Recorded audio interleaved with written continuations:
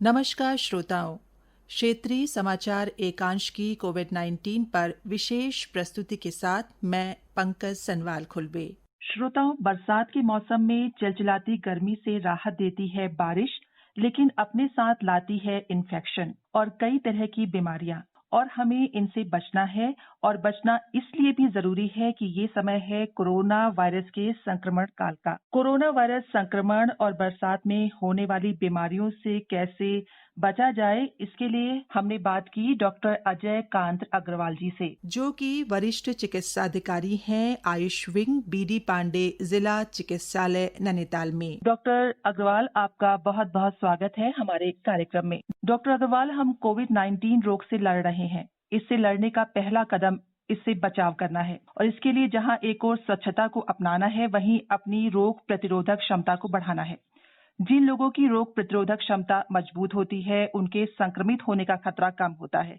तो डॉक्टर साहब, मैं आपसे ये जानना चाहूंगी कि हमें अपनी रोग प्रतिरोधक क्षमता को कैसे बढ़ा सकते हैं, और वो कौन से आयुर्वेदिक सिद्धांत हैं जिससे हम अपनी इम्यूनिटी को और मजबूत कर सकते हैं। सुनने वाले श्रोताओं को मेरा नमस्कार। सबसे पहले मैं आपको बताता हूँ, कोरोना वायरस से लड़ने के लिए हमें अपनी रोग प्रतिरोधक क्षमता को मजबूत करना पड़ता है, और मजबूत करने के लिए हमें का योग को अपनाना चाहिए। इसके अलावा शरीर को मजबूत करने के लिए आयुर्वेद में काढ़ा बना करके पीना चाहिए, जिसके अंदर तुलसी, गिलोय, अश्वगंधा, अदरक, काली मिर्च, हल्दी, गुड़ डाल करके काढ़ा बनाया जा सकता है। इसके अलावा मुनक्का और दालचीनी का भी इसमें प्रयोग कर सकते हैं। अगर इनको बना करके काढ़े को हम पीते हैं तो उससे हमारी रोग प्रतिरोधक क्षमता काफी स्तर तक बढ़ जाती है, और कोरोना वायरस से लड़ने की क्षमता भी हमारे अंदर पैदा हो जाती है। प्राणायाम से हमारे जो फेफड़े हैं या सांस लेने की जो क्षमता है वो बढ़ जाती है, जिससे कोरोना से लड़ने की हमारे अंदर शक्ति पैदा हो जाती है। अब अगर हम इसके लक्षणों को देखते हैं, कोरोना के जो आजकल लक्षण हो रहे हैं, इसमें सबसे पहले सांस लेने में ही कठिनाई होती है। अब सांस लेने में कठिनाई होती है, अगर हम प्राणायाम करते हैं और हमारे फेफड़े मजबूत होते हैं, श्वसन तंत्र मजबूत होता है, तो हमें सांस लेने में दिक्कत जल्दी खत्म हो जाती है। खांसी भी होती है तो वो भी फेफड़ों से ही संबंधित होती है। और रोग प्रतिरोधक क्षमता अगर हमारी बढ़ जाती है तो बुखार और बेचैनी, भ्रम जैसे जो लक्षण पैदा हो रहे हैं, मांसपेशियों में दर्द है, सिर दर्द, चक्कर आना, गले में खराश वगैरह, ये सब के सब समाप्त हो जाते हैं। जी, डॉक्टर अग्रवाल, कोविड-19 के इस दौर में कोविड से लड़ने में काढ़े का सेवन बहुत सहायक बन रहा है, और काढ़े को लेकर लोगों में बड़ा उत्साह भी देखने को मिल रहा है। अभी आपने इसके बारे में हमें जानकारी भी दी, तो मैं आपसे ये जानना चाहूंगी कि थोड़ा विस्तार से बताएं कि हमें ये जो काढ़ा है वो कितनी मात्रा में लेना चाहिए, और हम इसको दिन में कितनी बार लें, और जो पीने का सही समय है उसके बारे में कुछ बताएं।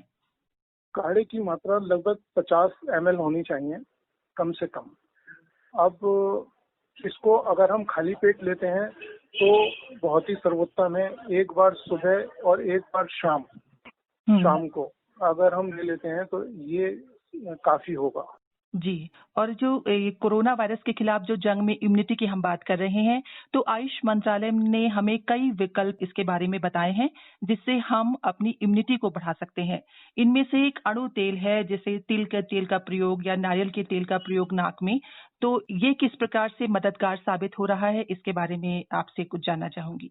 अणु तेल जो है वो नस्य के रूप में प्रयोग होता है। अगर हम अणु तेल को नाक में नस्य के रूप में डालते हैं, इससे हमारे जो नाक के द्वार हैं उसमें चिकनाहट रहती है, जिसके अंदर कोरोना वायरस ज्यादा देर रुक नहीं पाता है, टिक नहीं पाता है, और उसका प्रभाव समाप्त हो जाता है। कोरोना वायरस जो है अपने आप में ड्रॉपलेट इन्फेक्शन है, इसके नाक से और मुंह से और जितने हमारे ओपन पार्ट हैं वहीं से हमारे शरीर में प्रवेश करता है। अगर मास्क लगाते हैं और नाक में अणु तेल का प्रयोग करते हैं तो उससे कोरोना वायरस का प्रभाव लगभग समाप्त हो जाता है। अगर नासाग्र द्वार जो है वो स्नेहित रहते हैं अणु के। डॉक्टर अग्रवाल, बारिश के मौसम की शुरुआत हो चुकी है। ऐसे में बारिश के इस मौसम में बहुत सी बीमारियां हो जाती हैं। कुछ बीमारियां जो मच्छर के काटने से होती हैं, कुछ दूषित भोजन के सेवन से और कुछ त्वचा के संक्रमण से। तो इन बीमारियों से कैसे बचा जाए और किस प्रकार हम अपना ध्यान रख सकते हैं? ये जो इस समय बरसात के मौसम में बीमारियां होती हैं, इस समय इनसे बचने के लिए मच्छर, मक्खियां और जो बीमारी फैलाने वाले कीटाणु हैं, उनसे बचने के लिए हमें मच्छरदानी का प्रयोग करना चाहिए। अपने शरीर पर ज्यादा से ज्यादा ढकना चाहिए, जिससे कि मच्छर ना काट सकें। जो खाने के पदार्थ हैं उन्हें ओपन नहीं रखना चाहिए। अड़ोस पड़ोस की नालियां हैं जहाँ पानी इकट्ठा हो सकता है, उनको ढक के रखना चाहिए, जिससे वहां पर जो लार्वा है मच्छर के, मक्खियों के, वो पैदा ना हो सके।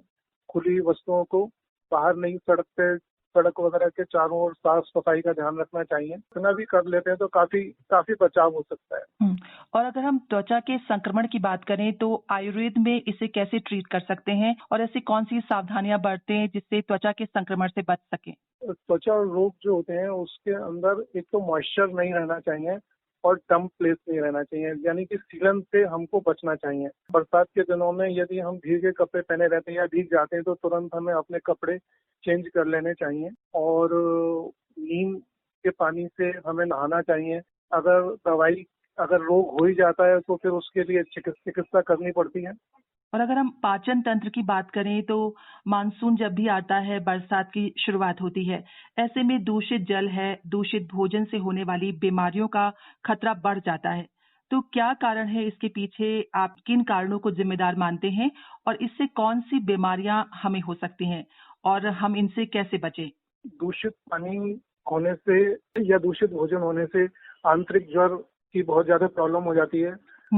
वॉमिटिंग, डायरिया यानी वमन, अतिसार, ज्वर, ये प्रॉब्लम्स विशेष रूप से होती हैं। पेट दर्द की शिकायत भी होने लगती है। इनसे बचने के लिए हमें पानी को उबाल करके पीना चाहिए, स्वच्छ पानी का प्रयोग करना चाहिए। जो भोजन है उसे गर्म और ताजा बना हुआ खाना चाहिए, रखे हुए बासी भोजन का प्रयोग नहीं करना चाहिए। भोजन अगर बचता भी हो तो ढक करके उसको इस तरीके से रखा जाए जिससे उसके ऊपर मच्छर, मक्खी आदि ना बैठे। डॉक्टर अग्रवाल, कोविड-19 के चलते वर्क फॉर होम का नया काम करने का तरीका विकसित हुआ है। ऐसे में वो लोग जो घर पर रहकर काम कर रहे हैं, लगातार कंप्यूटर या लैपटॉप के सामने बैठकर काम कर रहे हैं, उनके लिए आप क्या सलाह देना चाहेंगे कि वो अपना ध्यान कैसे रख सकते हैं? जो कंप्यूटर के ऊपर या घर पर रह करके वर्क कर रहे हैं, उनको बार बार थोड़ा सा बिल्कुल एक स्थिर अवस्था में न बैठ के थोड़े से अपने मूवमेंट्स देते रहना चाहिए। क्योंकि अगर बिल्कुल स्थिर होकर के हम वर्क करते हैं कंप्यूटर के ऊपर तो कई बार हमें सर्वाइकल स्पॉन्डिलाइटिस होने की संभावना हो जाती है।